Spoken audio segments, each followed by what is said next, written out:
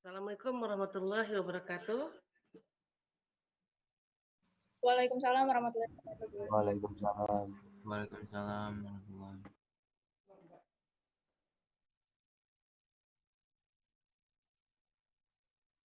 Siang hari ini kita akan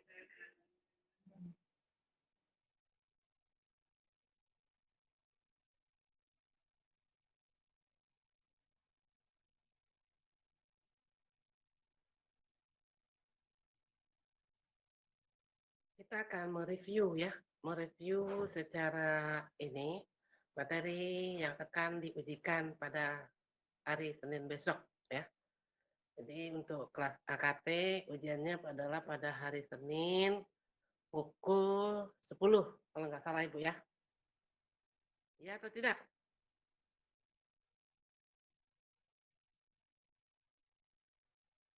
Udah dicetak belum tanggal ujiannya? Ketua kelasnya?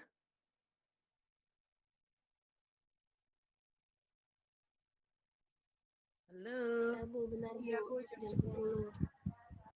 Udah ya, pukul 9, pukul 10 sampai pukul 12, tapi tergantung nanti waktu yang Ibu berikan berapa menit ya. Kita review dari materi kita yang terakhir ke awal. Pertama adalah materi yang terakhir itu distribusi kemungkinan teoritis. Distribusi kemungkinan teoritis ada 3. Yang pertama distribusi normal, Yang pertama adalah distribusi binomial. Yang kedua adalah distribusi Poisson. Yang ketiga adalah distribusi normal. Sifat dari ketiga distribusi ini itu hampir sama secara umum. Yang paling membedakan adalah distribusi adalah variabelnya. Kalau distribusi normal, variabelnya adalah variabel kontinu. Sedangkan Poisson dan binomial adalah variabel diskrit.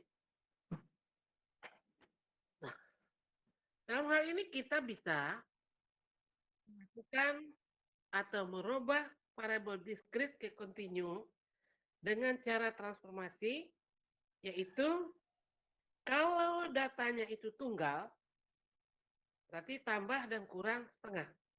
Misalkan 5 buah. Berarti X1-nya bisa 5 kurang setengah, X2-nya 5 ditambah setengah. Berarti dapat dicari Z1, LZ1, Z2, LZ2. Jika Z1, Z2 itu berada pada belahan kurva yang sama, sama-sama di kiri atau sama-sama di kanan, maka probabilitas yang dimaksud adalah selisih nilai LZ yang lebih tinggi dengan nilai LZ yang lebih rendah. Apabila Z yang diperoleh dari hasilnya itu adalah berada pada belahan kurva yang berbeda, Z1-nya berada di sebelah kiri, Z2-nya berada di sebelah kanan, maka probabilitas nantinya adalah merupakan penjumlahan dari kedua itu.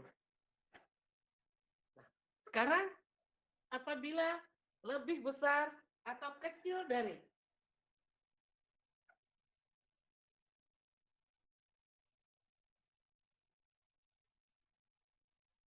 misalkan Z-nya 1,85. Ini adalah mu atau 0 pada skala Z. Berarti kalau diminta adalah besar dari itu nilainya, kan karena kita sudah tentukan Z-nya itu dapatnya 1,85, sedangkan probabilitasnya yang ditanya adalah lebih besar dari itu, berarti yang dimaksudkan adalah ini. Dari 0 ke kanan, ini luas daerahnya 0,5 atau 50%. Dari 0 ke 1,85, dilihat di tabel berapa. Lihat 1,8, atasnya 0,05. Maka luas daerahnya akan menjadi 0,5 dikurang nilai ini.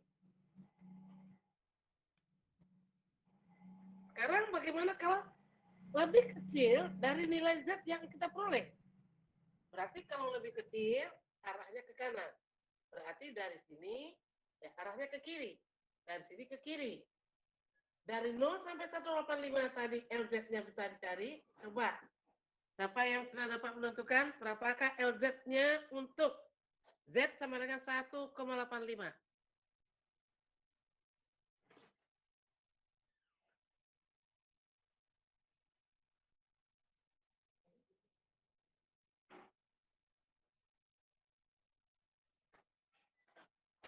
Berapakah LZ-nya untuk Z sama dengan 1,85?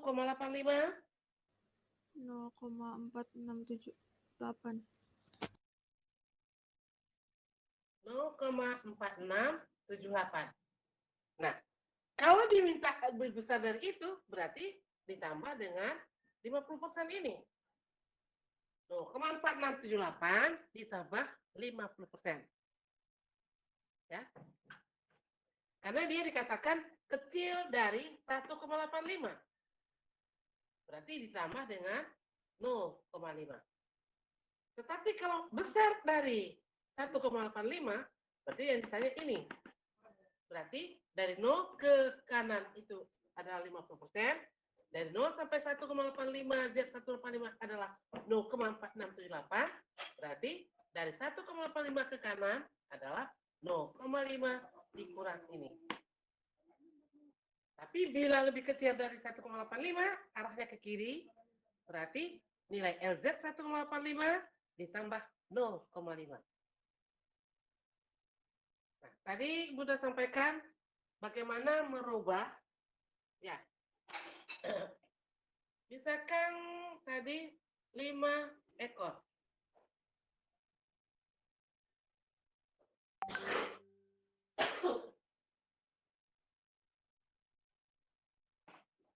Lima ekor, berarti X1 5 dikurang 0,5. 4,5. X2 5 ditambah 0,5.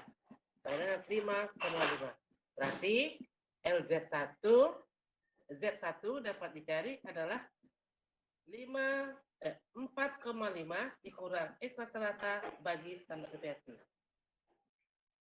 Z2 dapat dicari 5,5 dikurang X rata-rata bagi standar deviasi. Tetapi kalau datanya interval, maka antara 5 sampai 10 orang. Berarti X1-nya adalah 5 dikurang 0,5, X2-nya adalah 10 ditambah 0,5.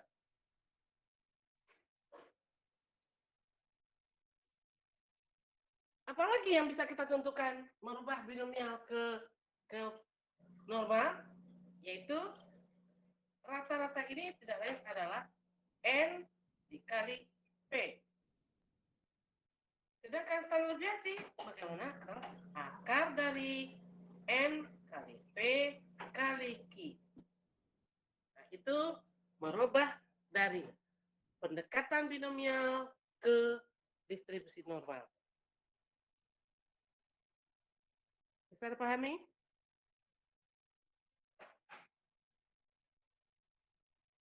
Halo. Bisa, Bu.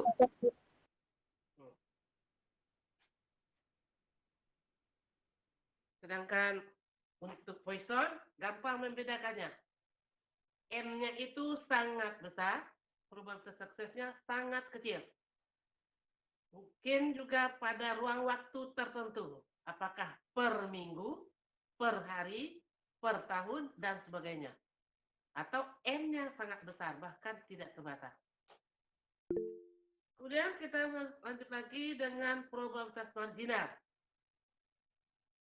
Probabilitas marginal merupakan probabilitas bersyarat, ya, di mana syaratnya itu lebih dari satu. Sebagai contoh yang sudah diberikan sebelumnya, misalkan berapakah probabilitasnya bahwa produk terpilih adalah rusak. Rusak itu bisa berasal dari mesin 1, mesin 2, mesin 3, mesin 4, mesin 5, sampai mesin berapapun diketahui misalkan. Nah, mencari probabilitas untuk mesin terpilih adalah kapasitas masing-masing mesin dibagi total kapasitas pabrik. Tetapi kalau kapasitas mesin tidak diketahui, berarti asumsinya adalah semua mesin mempunyai kapasitas yang sama. Berarti kalau 5 mesin, probabilitas salah satu mesin terpilih 1/5. Kalau 10 mesin, 1/10.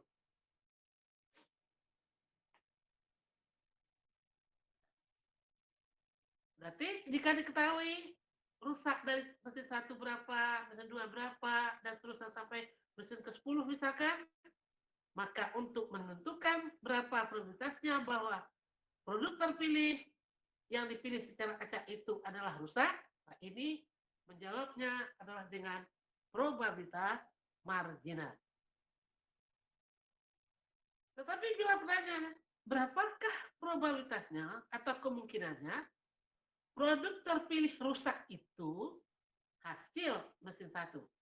Nah ini kita menjawabnya dengan teorema Bayes. Rusak dari mesin 1 kali probabilitas mesin 1 dibagi probabilitas marginalnya. Ya, itu adalah teorema Bayes dan probabilitas marginal. Macam-macam peristiwa dalam probabilitas ada 4. Yang pertama, mutually eksklusif, yaitu 2 atau 3 lebih peristiwa tidak dapat pada waktu yang bersamaan. Maka PA atau B adalah PA tambah PB. Jangan lupa ya. Yang kedua adalah disjoint. Jadi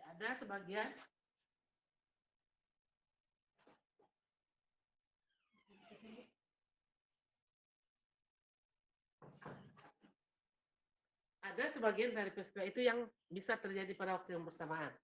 Contohnya kemarin itu yang sudah kita lakukan, contoh adalah kartu bridge atau kartu remi.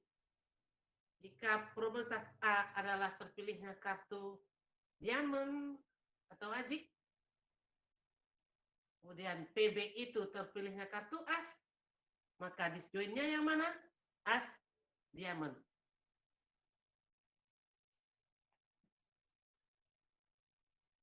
Kemudian probabilitas independen. Independen itu bebas. Maka PA dan B adalah PA kali PB. Jika A dengan syarat B, maka A dan B adalah PA kali PA dengan syarat B. Jika B dengan syarat A, maka A dan B adalah PB kali A dengan syarat B. Kemudian setelah probabilitas, apalagi yang sudah kita pelajari? Tren, ya. Tren, analisa tren yang paling sederhana adalah dengan metode freehand method, yaitu menggambarkan scatter diagram dan data, yaitu tahun dan data time series, kemudian buat atau ambil garis sembarang garis tanpa menggunakan skala tertentu, tarik garis yang menunjukkan kecenderungan dan titik-titik itu. Jika kecenderungannya naik, berarti mempunyai tren yang positif. Artinya, dengan bertambahnya tahun, maka akan menyebabkan bertambahnya nilai tren. Tapi kalau kita dapatkan kecenderungan garis itu adalah turun, maka artinya dengan bertambahnya tahun akan menyebabkan data time series-nya akan menjadi berkurang. Metode kedua adalah moving average. Pada moving average ini, Yang harus Anda perhatikan adalah meletakkan rata-ratanya. Rata-rata harus diletakkan pada median periode yang kita tentukan rata-ratanya. Kalau data yang kita jumlahkan genap, maka rata-rata berada antara 2 tahun tertentu. Maka periode dasarnya dapat kita baca 31 Desember tahun ke N atau 1 Januari tahun N plus 1. Tetapi kalau data yang kita jumlahkan menentukan rata-ratanya itu ganjil, berarti rata-rata berada pada salah satu tahun. Maka periode dasar jatuh pada 1 Juli 2000 Juli pada tahun yang bersangkutan. Metode ketiga adalah semi average. Nah, kemungkinannya ada 2. Yang pertama, jumlah tahunnya ganjil. Kalau jumlah tahun ganjil, abaikan data yang di tengah, baru ditentukan rata-rata kelompok 1, rata-rata kelompok 2. Seperti halnya yang tadi, jika rata-rata di antara 2 tahun, maka periode dasar adalah 31 Desember atau 1 Januari. Jika berada pada salah satu tahun, maka periode dasarnya adalah 1 Juli. Nah, menentukan nilai tren tiap-tiap tahun atau tahun tertentu dapat digunakan persamaan YT sama dengan A tambah BX. A itu dapat digunakan nilai rata-rata atau nilai tren periode dasar 1. Karena rata-rata kelompok 1 dapat dianggap sebagai nilai periode dasar 1. Rata-rata kelompok 2 dapat dianggap sebagai nilai periode dasar 2. Maka persamaan berikutnya akan dapat dibentuk YT sama dengan A tambah BE, di mana A itu dapat diganti A1 atau A2, sedangkan B-nya adalah nilai rata-rata kelompok kedua dikurang rata-rata kelompok 1 dibagi jarak waktu antara periode dasar 1 dan 2.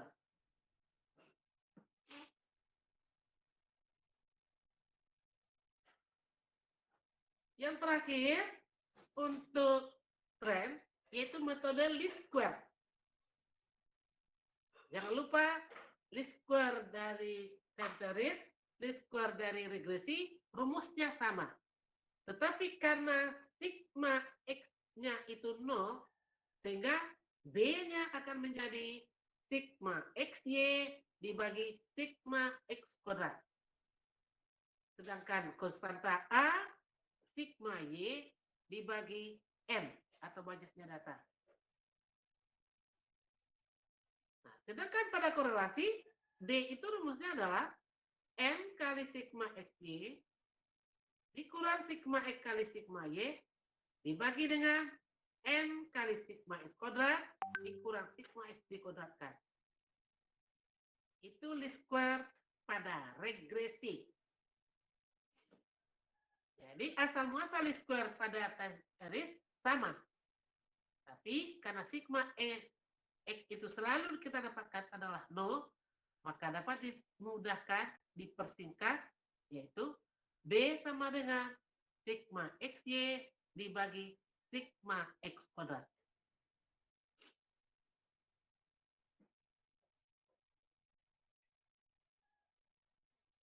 Sedangkan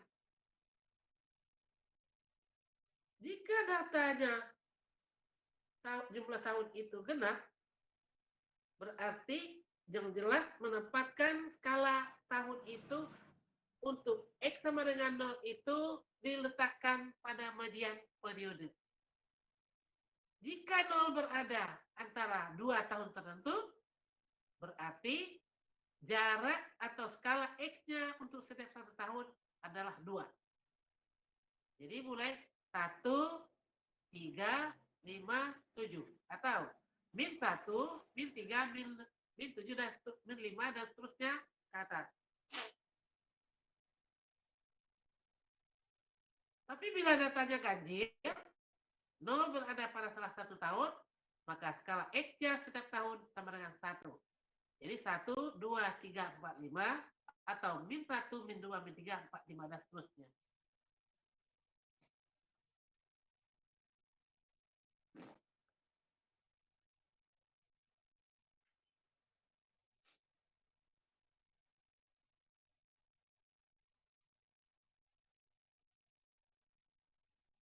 Sudah selesai tren, kita kembali ke lebih awal lagi adalah angka indeks. Ya. Angka indeks itu dapat kita kelompokkan menjadi 3. Indeks harga, indeks kuantitas, indeks nilai. Nilai merupakan perkalian harga dan kuantitas. Karena yang sempurna diberikan sebelumnya ini adalah untuk harga, untuk kuantitas mengikuti pola yang sama.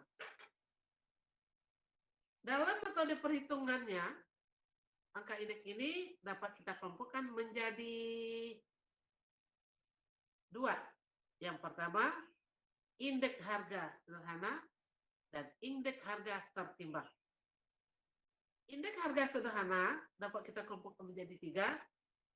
Relatif sederhana, yang kedua, agregatif sederhana, yang ketiga, rata-rata sederhana. Sedangkan tertimbang dapat kita kelompokkan menjadi 2. Relatif tertimbang dan agregatif tertimbang.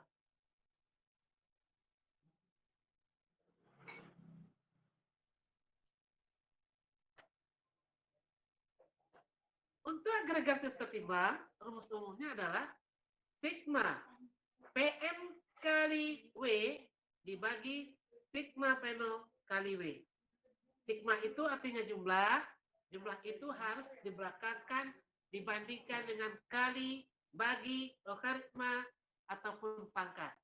Oleh karena itu harus diperhatikan. Jika timbangannya itu adalah kuantitas pada tahun dasar, itu namanya metode Laspeyr. Jika W-nya itu adalah kuantitas pada tahun tertentu, itu metode Passer. Jika W-nya itu adalah jumlah kuantitas tahun dasar dan tahun tertentu, itu metode Marshall. Nah, sedangkan metode yang lain, yaitu Drobit, yaitu indeks rata-rata Laspeyr ditambah dengan Passer. Sedangkan Irving-Fisher, akar dari perkalian indeks Laspeyr dan Passer. Yang satu lagi, Drobit. Ya, ada berapa coba? Mulai dari satu, Laspeyr.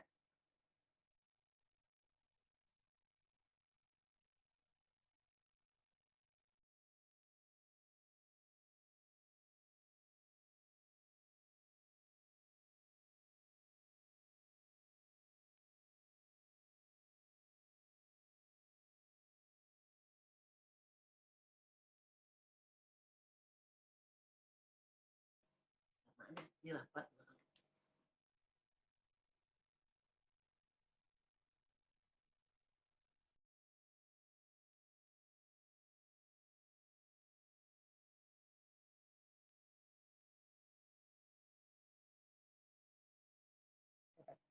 Nah ya, jadi itu agregatif tertimbang, relatif tertimbang. Kalau relatif tertimbang hanya 2. Yang pertama adalah rumus umumnya sigma PN kali W dibagi sigma W. Yang pertama adalah timbangannya nilai barang pada tahun dasar. Karena nilai itu adalah perkalian antara kuantitas dan harga, berarti pengalinya adalah penokinon.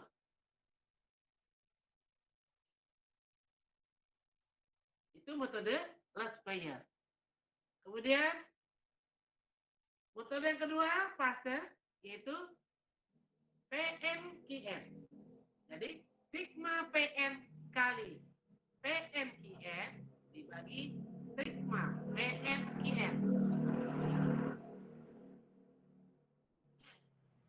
Kemudian kita lanjutkan dengan menentukan real income. dan daya beli uang. Real income itu tidak lain adalah berapa besar kemampuan sejumlah uang tertentu dapat dipersamakan, dapat dinilai, dapat ditukarkan dengan unit jasa atau barang. Itu ya. Jadi karena itu ukurannya, jelas itu sebagai tolak ukur kita dalam menentukan real income adalah indeks harga konsumen atau indeks biaya hidup. Jadi kalau ada indeks biaya hidup, berarti semakin tinggi angka indeks, berarti kemampuan sejumlah uang tertentu semakin rendah. Jadi kalau nanti Anda sudah bekerja, mau wawancara berapa mau menetapkan gaji yang akan diminta, ketahuilah terlebih dahulu berapa lebih kurang kisaran indeks biaya hidup pada saat itu. Jadi jangan sampai dengan Anda berpikiran dengan meminta gaji murah, kita diterima. Belum tentu. Berarti kita tidak bisa mengukur kejadian pertumbuhan ekonomi pada saat itu. Jadi semakin tinggi angka indeks, artinya semakin tinggi harga. Semakin tinggi harga, berarti kemampuan sejumlah uang tertentu semakin kecil.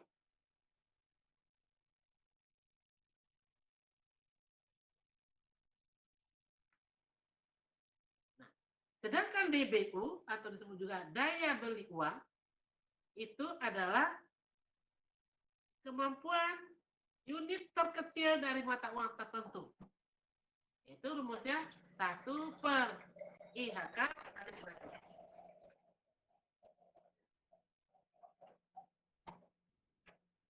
Nah, sekarang bagaimana kita melakukan menggeser tahun dasar? Kapan tahun dasar akan digeser? Apabila angka indeks yang kita ketahui itu tidak lagi layak digunakan sebagai alat analisis. Misalkan kita punya angka indeks yang ada di Biro Statistik itu, angka indeks yang sudah ditentukan tahun 2010. Sementara kita 2022 sudah tidak layak misalkan. Maka mungkin kita akan geser menjadi 2015 atau mungkin 2017. Bagaimana menggesernya? Jangan sampai lupa bahwa tahun yang kita geser itu bernilai 100. Kenapa bernilai 100? Karena indeks pada tahun yang kita gunakan sebagai tahun dasar yang baru dibagi dengan dia sendiri, jadi hasilnya pasti 100. Misalkan indeks pada tahun 2005 kita dapatkan misalkan 110. Itu yang akan kita jadikan sebagai tahun dasar sekarang. Jadi 110 dibagi 110 kali 100. Maka dapat indeksnya itu adalah 100. Dalam penulisan tahun dasar bisa ditulis dengan tahun dasar 2020. Dengan tahun dasar 2010. Tetapi bisa juga 2010 sama dengan 100. Itu artinya dengan tahun dasar. Untuk melihat perubahan harga tiap-tiap 2 tahun berurutan, itu dapat digunakan adalah link relatif. Ya. Angka indeks rangkai. Untuk melihat perubahan harga selama periode tertentu, dapat digunakan adalah change relatif atau indeks berantai. Indeks berantai itu tidak lain adalah perkalian indeks rangkai yang ada dalam satu periode tertentu.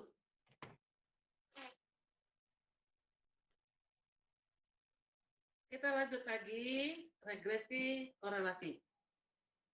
Regresi berarti menentukan berapa besar perubahan variabel independen jika diketahui variabel independennya. Tetapi begitu juga sebaliknya. Jika variabel dependen yang diketahui, kita bisa menentukan berapa besar sebenarnya variabel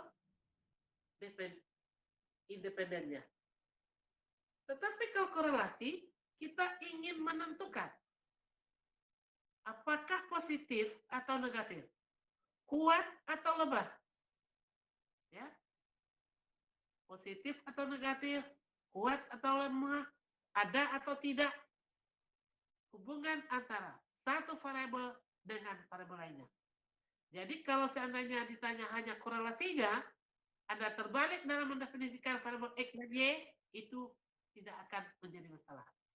Tetapi apabila Anda ditentukan turun menentukan regresinya, Anda terbalik dalam menentukan variabel X dan Y, itu adalah kesalahan yang fatal.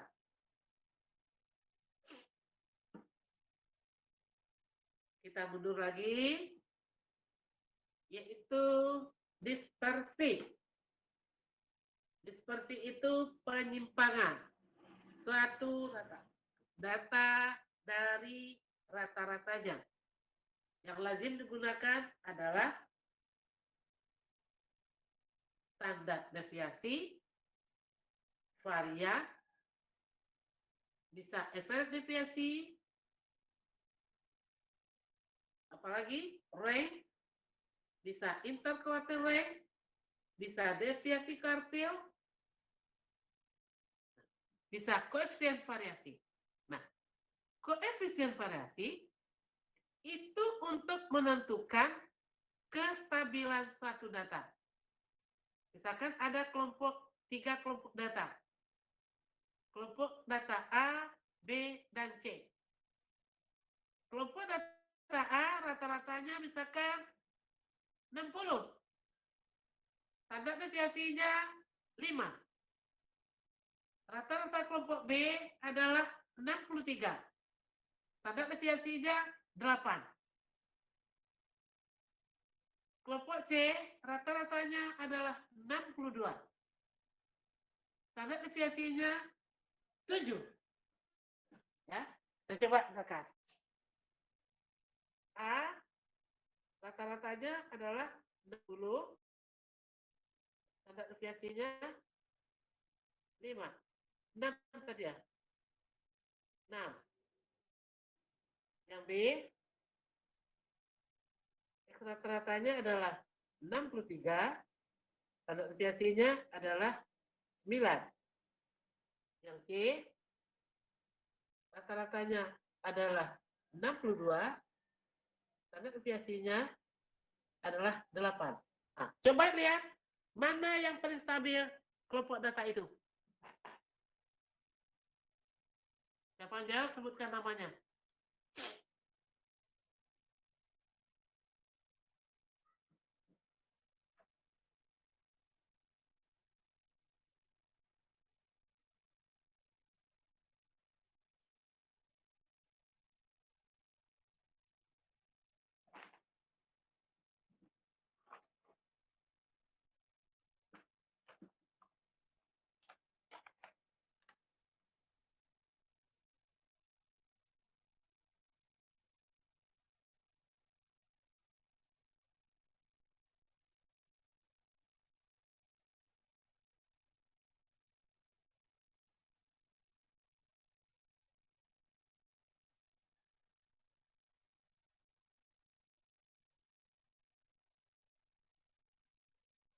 Untuk kelompok A, berapakah CV-nya?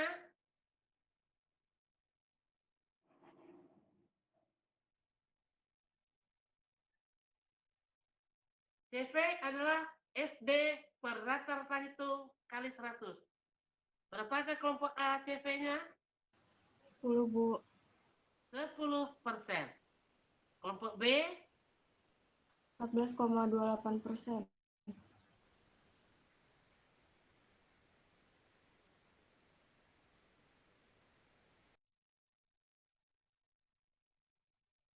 Nah, 14,28.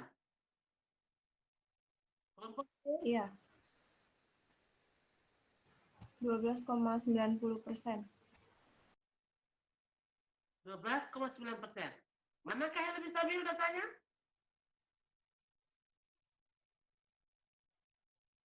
Kelompok A 10%, kelompok B 14,27%, kelompok C 12,9%. Manakah yang lebih stabil data itu?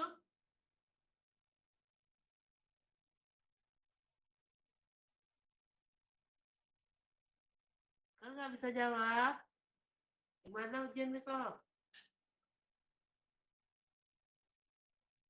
Yang lebih stabil itu yang mempunyai koefisien variasi terkecil. Mana yang terkecil? Yang A. Yang A. Ya, berarti data yang paling stabil adalah kelompok A karena mempunyai koefisien variasi yang paling kecil, yaitu 10%. Tuh. Nah, gitu menjawab pertanyaan statistik ya. Jadi bukan cari Z-nya aja, LZ-nya saja, bukan itu. Tapi ditanya apa yang dijawab apa yang ditanya.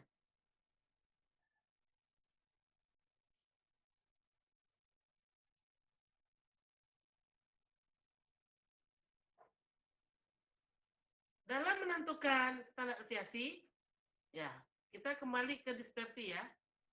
Ada rumus standar deviasi data berkelompok bagaimana, data berkelompok gimana. Ingatkan kembali, ya. Dibuka kembali.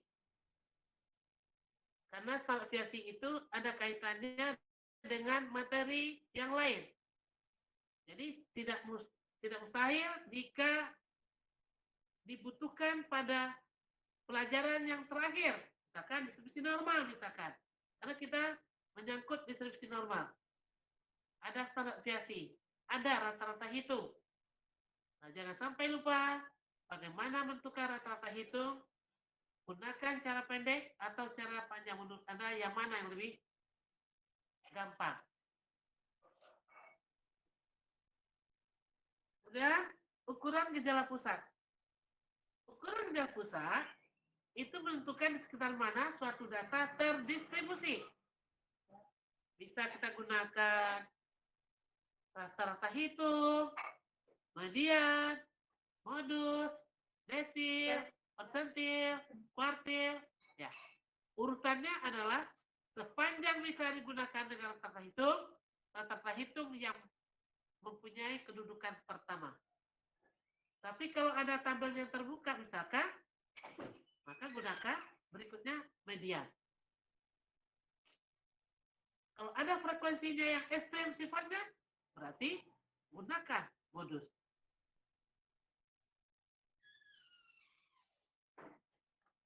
Jadi itulah materi yang pengulangan materi atau review materi untuk UAS nanti. Kalau masih ada yang belum paham, silakan ditanyakan.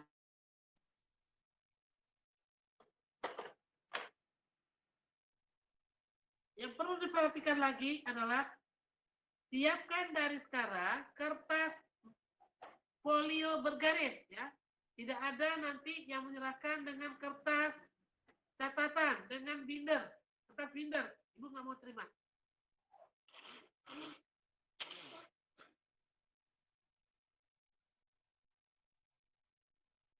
Jadi dari sekarang sudah disiapkan folio.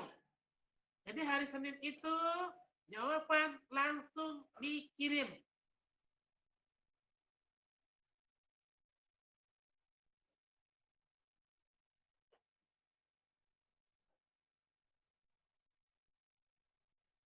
Jawaban yang dikirim adalah jawaban yang persis pada jawaban Anda upload ke e-learning. Tidak ada penambahan atau pengurangan.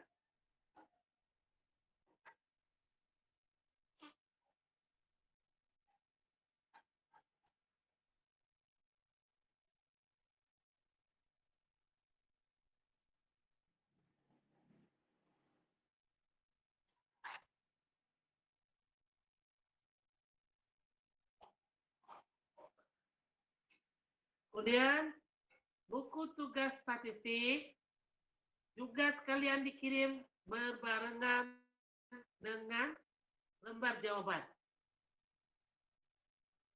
Ya, buku tugas statistiknya jangan sampai tidak ada tanggalnya. Kalau nggak ada tanggalnya, Ibu tidak hitung sebagai nilai positif.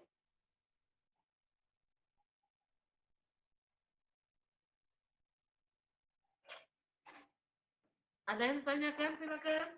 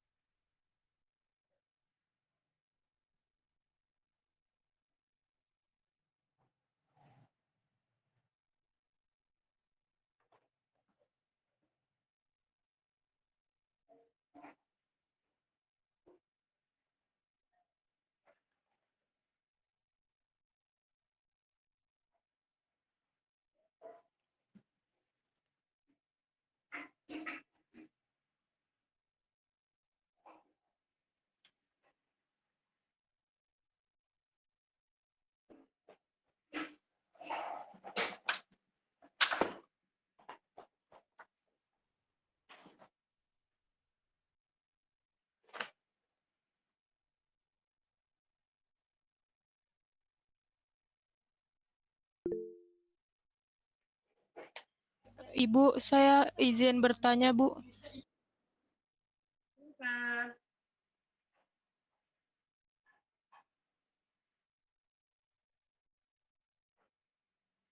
Silakan. Iya, Yang lain? sebentar, Bu. Ini yang saya mau nanya yang tugas itu, Bu. Soalnya ada satu soal yang menurut saya kurang ini, Bu, kurang jelas. Yang mana? Coba disebutkan lagi, biar Bu tahu salahnya di mana. Iya. Bacakan lagi saja.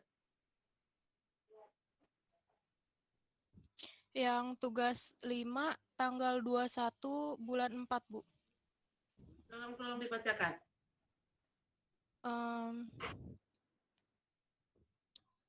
Tabel soalnya itu nilai kelas pertama 20 sampai 24, frekuensinya 115, frekuensi relatifnya dipakai tanda tanya. Terus kelas kedua 25 sampai 29, frekuensinya tidak diketahui, frekuensi relatifnya 15,5%. Terus kelas ketiga 30 sampai 34, frekuensinya 250, frekuensi relatifnya tidak diketahui. Kelas keempat 35 sampai 39, frekuensinya 375, frekuensi relatifnya tidak diketahui. Kelas kelima 40 sampai 44, frekuensinya 125, frekuensi relatifnya tidak diketahui. Terus kelas ke-6 45 sampai 49, frekuensinya tidak diketahui, frekuensi relatifnya 21,5%. Terus kelas ke-7 50 sampai 54, frekuensinya tidak diketahui, frekuensi relatifnya 25,5%. Terus jumlah frekuensi semuanya itu ada 1.500, jumlah frekuensi relatifnya 100%, Bu. Jadi, apa yang ditanyakan? Yang ditanyain itu tabel pembetulannya.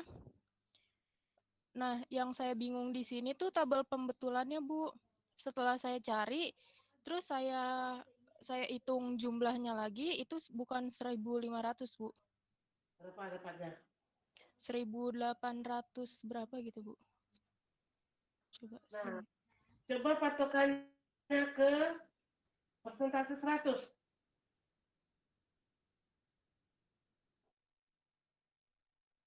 Frekuensi relatif kan 100 kan? Iya, Bu.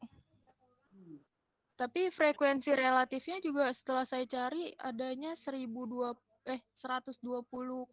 Bu. Berarti ada yang salah berarti. Iya. 15,5 mungkin 7,5%. Coba dikirim ke WA Ibu deh, biar Ibu cari berarti nanti Ibu kirim yang benarnya berapa. Ibu cari dulu kan kadang-kadang ngambilnya Di WA ke Ibu. Nanti Ibu ini, nanti Ibu cari.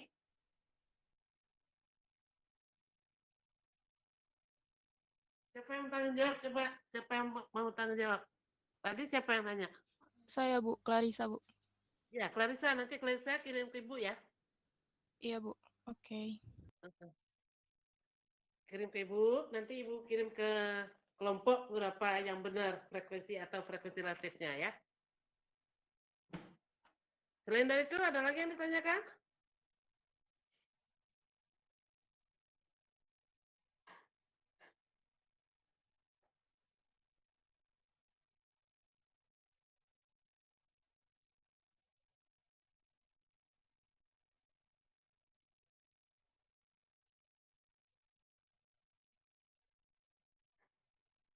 Udah nggak ada lagi? Nah, kalau nggak ada lagi, jadi yang pertama, jangan pernah terlambat walaupun hanya setengah menit. Harus upload ya. Bagi yang tidak ngupload berarti tidak ikut berarti ujiannya. Tidak ikut ujian berarti jelas otomatis have. Jadi tidak berlaku lagi jika keadaannya 90% atau lebih ikut ujian UTS dan UAS, mengumpulkan tugas, itu sudah dijamin lulus. Ya. Tapi kalau seandainya Anda tidak upload, berarti lulusnya sudah gugur. Kalau lulus dengan kesempatan pada HER, maksimum nilai adalah 56 C. Tapi kalau lulusnya bukan pada HER, bisa C+, bisa B-, bisa B+, bisa A-, bisa A. Ya. Tapi kalau pada kesempatan HER Anda lulusnya nilai maksimum 56 atau nilai C. Masih ada yang tanyakan?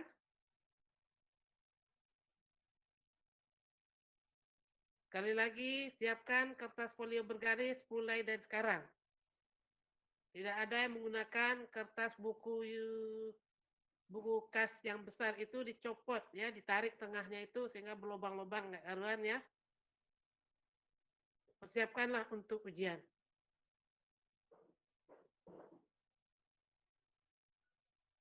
Nama ditulis pada kanan atas, seragam. Nama, NIM.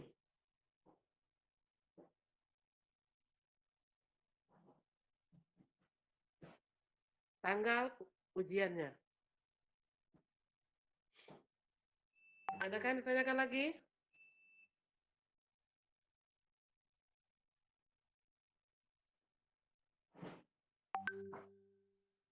Sudah cukup, Bu, sepertinya. Sekarang absen untuk mulai.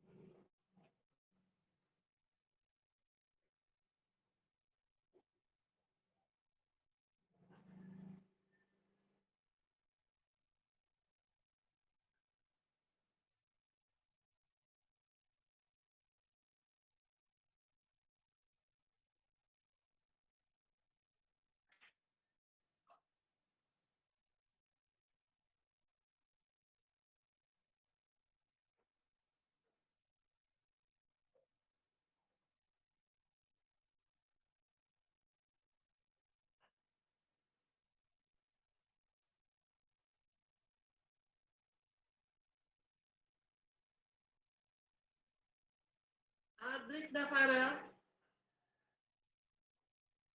Hadir, Bu. Amalia Salsabila Putri.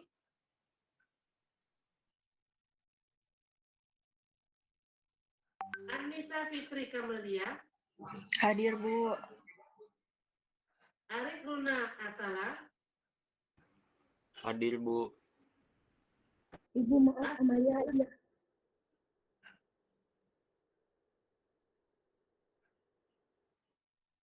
Audi Medina. Hadir, Bu. Aulia Nurmasbila. Hadir, Bu. Clarissa Putri Raharjo. Davi Abdillah.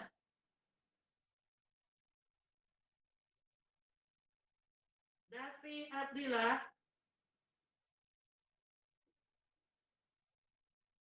Dini Octavia Stefano. Hadir, Bu. Ibu maaf, Clarissa hadir, Bu. Tadi mic-nya nggak nyala. Dini Octavia Stefano udah. Elsa Sabrina. Hadir, Bu. Eva Faiza Rahmat. Hadir, Bu. Malisiana Pradita Hapsari. Hadir, Bu. Vito Yudantoro. Hadir, Bu. Nina Safira. Hadir, Bu. Yulia Astriani. Hadir, Bu. Haidar Marwan. Hadir, Bu. Lutfi Muzaffar.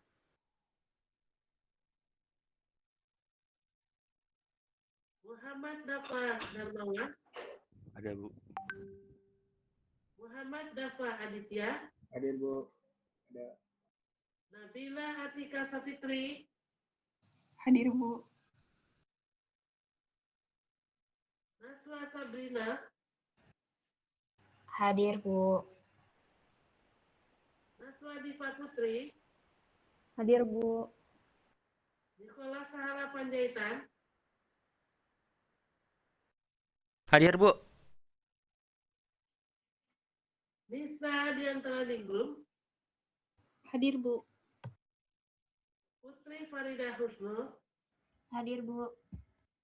Salsabila Az-Zahra. Hadir, Bu. Tesalonika Riris. Hadir, Ibu. Talia Agatha. Hadir, Bu. Tiara Nur Cahyani. Hadir, Ibu. Lutfi Muzaffar.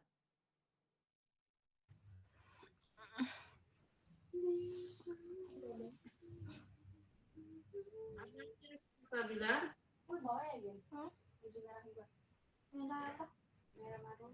Amalia nggak ada kan? Nah, untuk hari ini kita cukupkan sampai di sini. Mudah-mudahan apa yang disampaikan tadi dapat Anda terima dan bisa menyempurnakan. Ya. Ibu maaf, Astrid Diana belum dipanggil, Bu. Tadi dipanggil. Belum, Bu, tadi. Astrid Diana Adrianti. Hadir, Bu.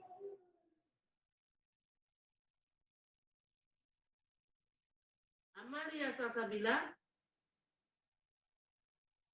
Hadir, Bu. Hah? Hadir. Mana aku nggak kelihatan. Mic-nya kayak bergerak. Bu Davi tadi udah apa belum, Bu? Siapa? Davi. Davi.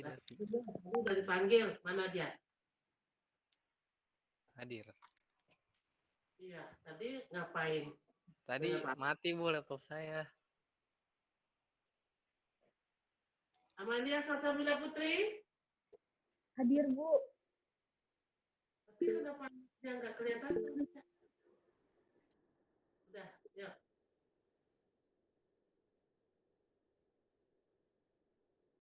Apa? Iya, Bu. Hadir, Bu. Mana Lutfi Muzaffar? Lutfi hadir, Bu. Tapi kok nggak kelihatan ininya. Kenapa nggak lihat itunya? Mic-nya bergerak, nggak kelihatan. Wifi saya lagi bermasalah, Bu, koneksinya. Berapa sih? Iya, Bu, mati lampu soalnya. Oke. Nah, ini untuk hari ini kita cukupkan sampai di sini. Mudah-mudahan Anda dapat semuanya mengerjakan soal dengan baik. Banyaknya soal, paling banyak 5, paling sedikit 3. Ya, paling banyak 5, paling sedikit 3. Jangan lupa jawab apa yang ditanya. Kalau ditanya probabilitas, bukan hanya nilai PM-nya saja ya. Jadi harus probabilitas itu berapa. Ya. Karena ujian kita IC, semakin lengkap jawabannya, semakin poinnya semakin tinggi yang Anda peroleh.